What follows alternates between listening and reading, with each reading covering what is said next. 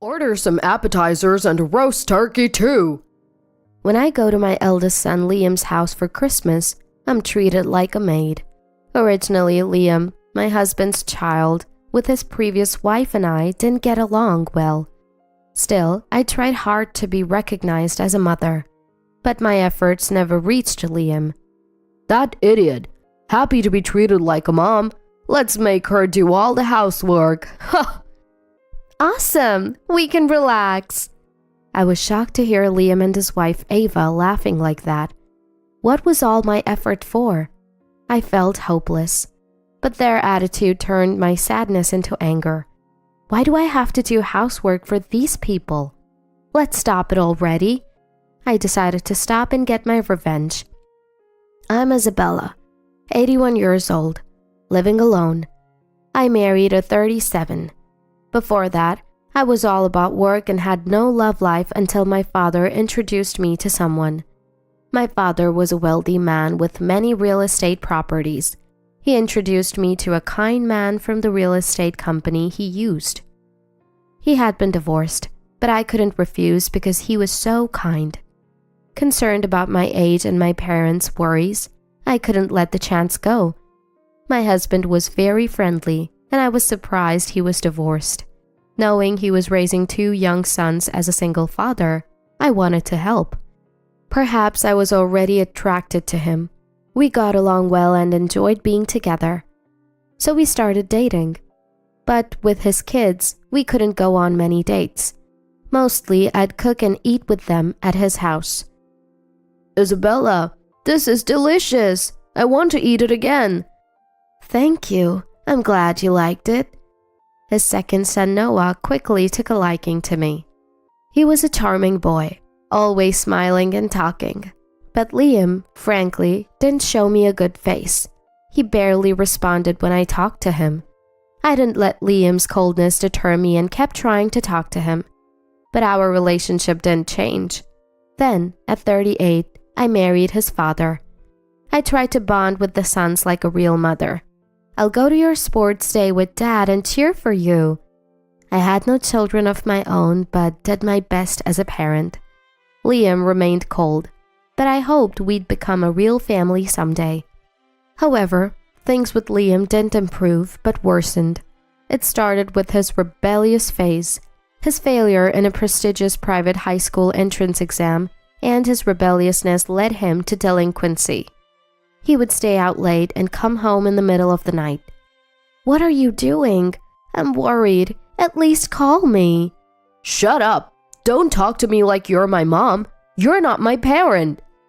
Those words hurt me deeply. I thought I was doing my best, but my feelings weren't getting through. My husband and Noah supported me, but after that, Liam stopped talking to me. And then, Liam left home for college and never came back. Sometimes my husband or Noah would contact Liam, and I didn't worry much as long as he was doing fine. I thought his rebellious phase had ended, and that time would eventually heal our relationship. Then, both of my sons went on to college, jobs, and marriage, each starting their own lives. Their growth was so rapid, it was deeply moving. I was looking forward to enjoying life with just my husband. I thought so. But life wasn't so kind. My husband died in a car accident, hit by a drunk driver while returning from drinking with friends. I was stunned by this sudden loss. He was still so healthy. I wasn't ready to say goodbye. Why him? My emotions were overwhelming. Even after the funeral, I couldn't stop crying. Noah kindly spoke to me afterward. Mom, if anything happens, rely on us. We're family. Those words were my salvation. Liam seemed concerned too, helping with greetings and funeral arrangements. I was grateful to have met these children. They were the greatest gift from my husband. I was so grateful. Though I was widowed, I wasn't alone, which was a small comfort. But now I was living alone. The house felt too large without my husband. Maybe I should get a dog, I thought, when Liam came to visit. What's the matter? It's rare to see you." I hadn't contacted him in decades. My husband had phoned and met him, but the last time I saw Liam was at his wedding and then my husband's funeral. We hadn't been in touch at all, and it was our first time talking alone.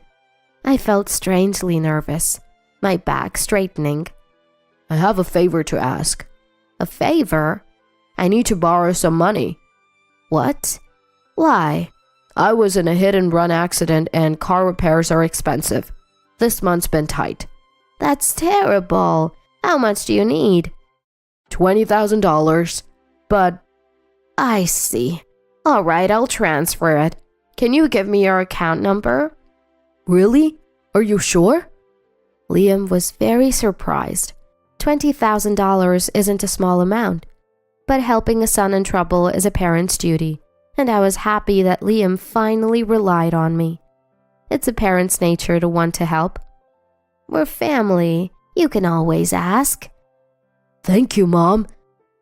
It was the first time Liam called me Mom.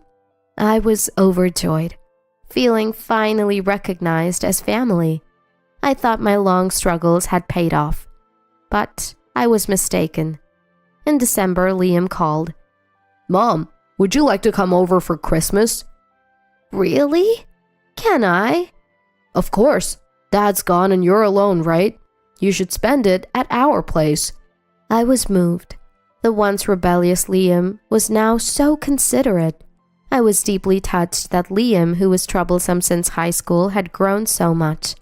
I eagerly accepted the invitation and prepared for my visit. I decided to stay from the 22nd to the 26th. I asked several times if it was too long, but he cheerfully assured me it was fine, so I took Liam at his word. Liam and Ava lived in an apartment.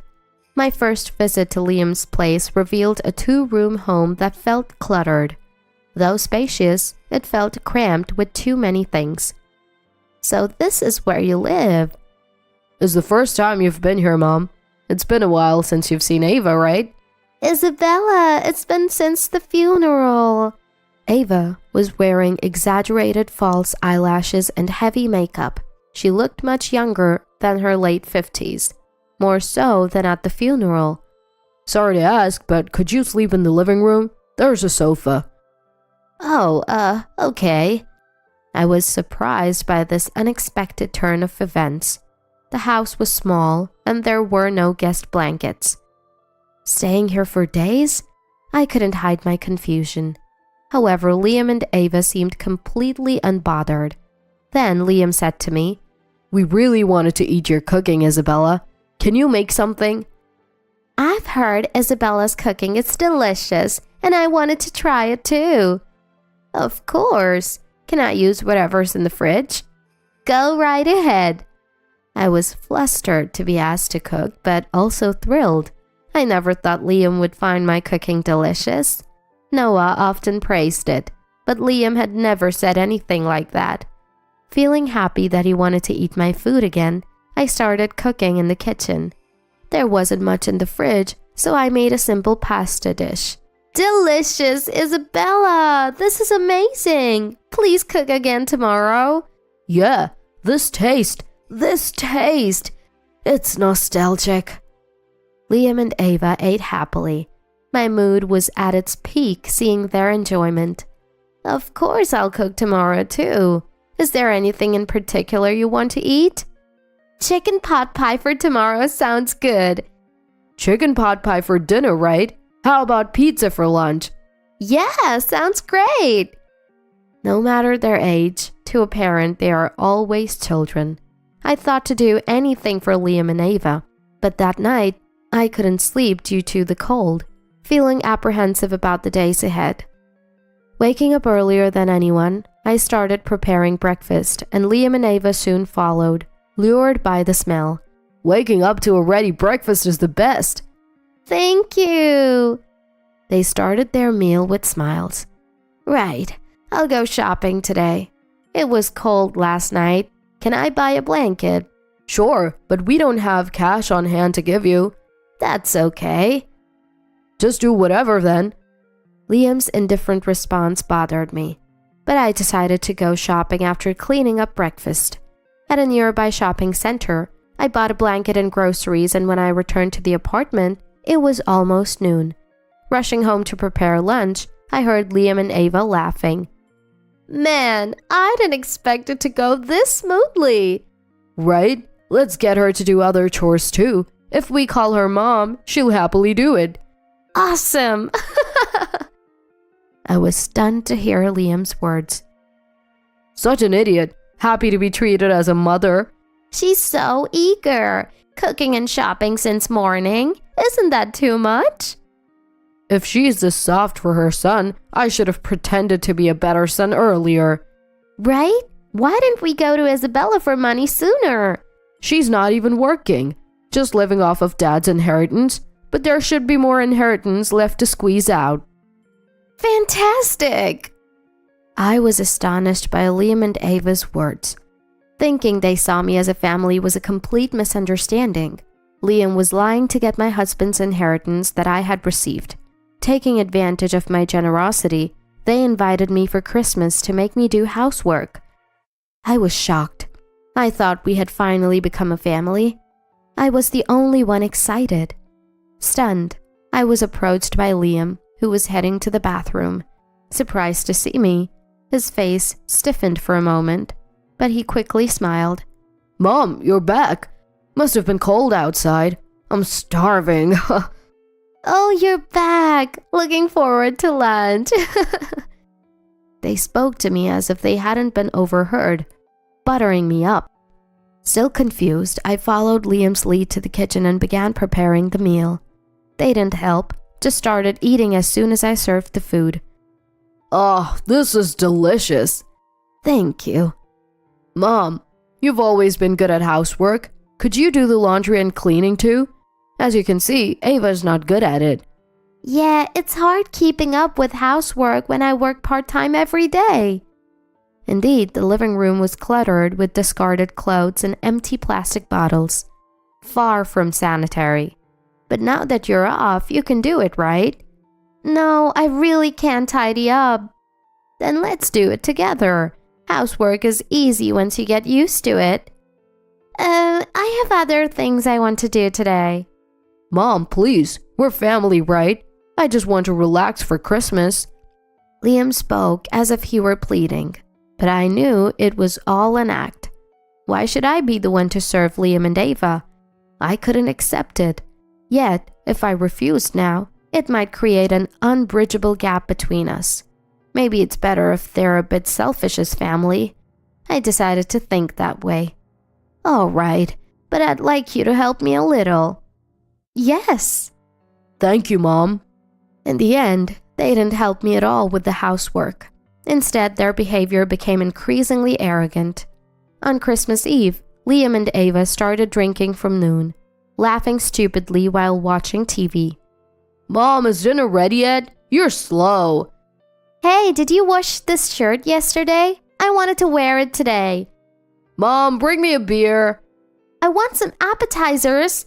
They just lounged on the sofa, treating me like a servant. Why am I doing housework for these people? This isn't how families should treat each other. I had reached my limit and spoke to them. Why don't you stop drinking from noon and do some cleaning? I'm not the only one who should be doing housework. Drunk, Liam and Ava glared at me fiercely. What? Shut up, you old hag. Don't talk back. Right. Tell her more. You should be grateful we're even acknowledging you as family. You blood unrelated old woman. Show your gratitude through housework.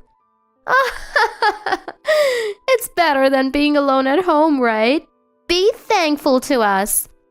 Liam and Ava were completely mocking me. At that moment, my feelings for Liam disappeared. Why had I been so desperate to become family with such people?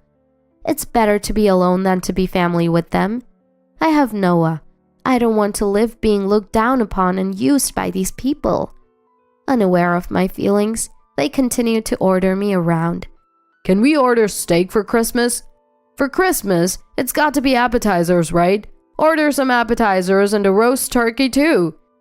Please. Without even looking at me, they spoke. I had an idea for a little revenge. Understood. I ordered appetizers and a roast turkey for delivery. Delivery culture has become widespread. Even high-end restaurants do it now. It's convenient to eat high-end appetizers and roast turkey at home. I ordered the most expensive one, totaling $3,000. Of course, cash on delivery. Then, leaving a note saying, "I'm going back to my house," I returned to my own home. 5 hours later, back at my house, Liam called me as I was having a quiet dinner. "Hello?" Hey, why did you just leave? Seems he finally realized my revenge. I suppressed a smile and coughed to stay calm. "Leave? I'm just going back to my own house. Why do I need permission?" Don't talk back. More importantly, why are the appetizers and roast turkey $3,000? How can we afford that? It's from a nice place. I splurged for Christmas. Trying not to laugh, I spoke, and Liam and Ava's voices got louder. They must be red-faced and angry now. We didn't ask you to order something that expensive. Then you should have ordered it yourselves. I just ordered what I thought was good since you asked me to. Why would you order something so expensive, you idiot? What's wrong with your sense of money, being so poor? Just come back and pay now. No way. It's dangerous for an old person to walk alone at night. I avoid going out after dark. What? Are you kidding? We're cutting ties with you, okay? Yeah, isn't it sad to be alone on Christmas?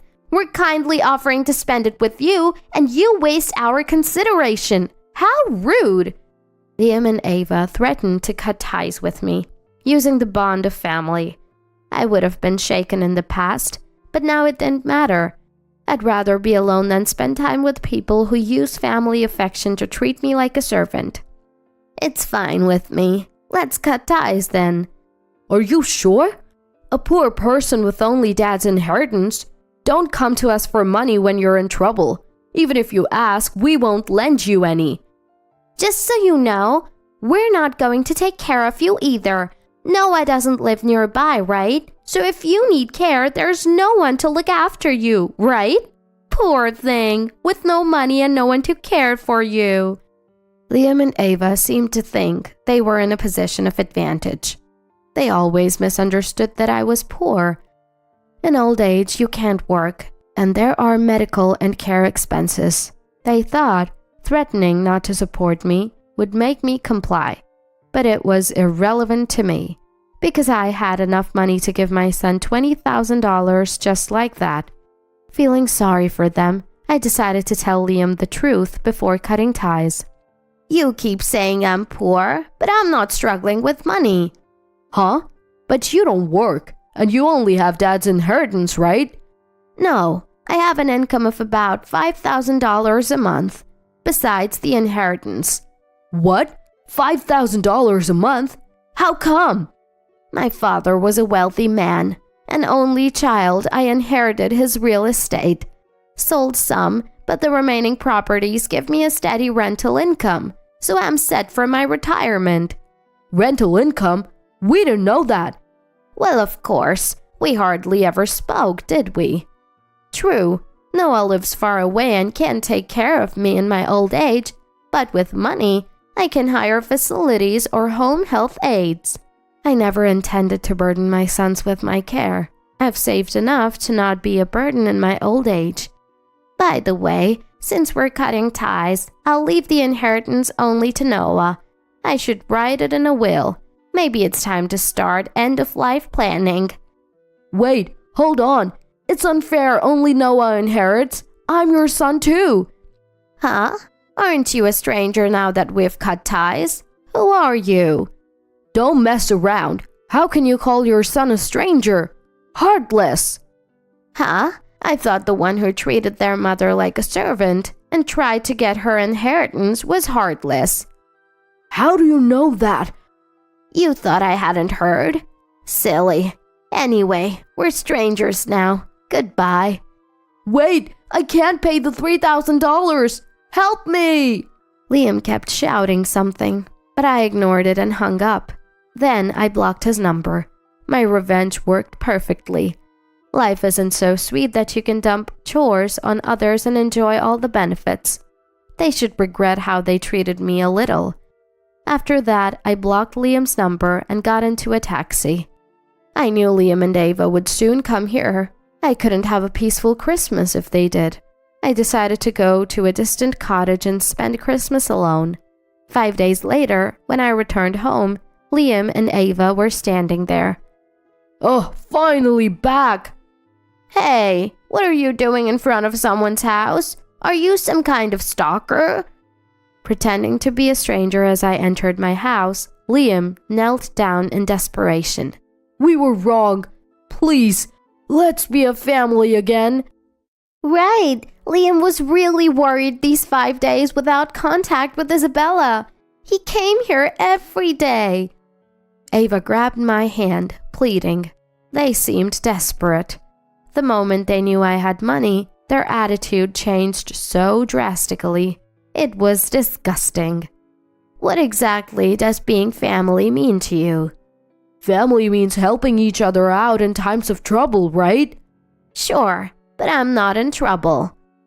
What if you get into trouble someday? It's comforting to have us around, Isabella. Then I'll contact you if I'm in trouble. As I tried to enter my house, they desperately tried to stop me.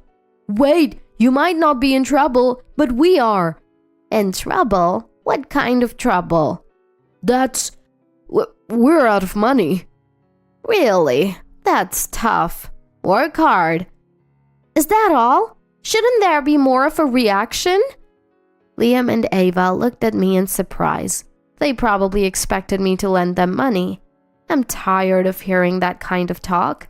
It's cold, and I just wanted to go inside. That's all I was thinking about.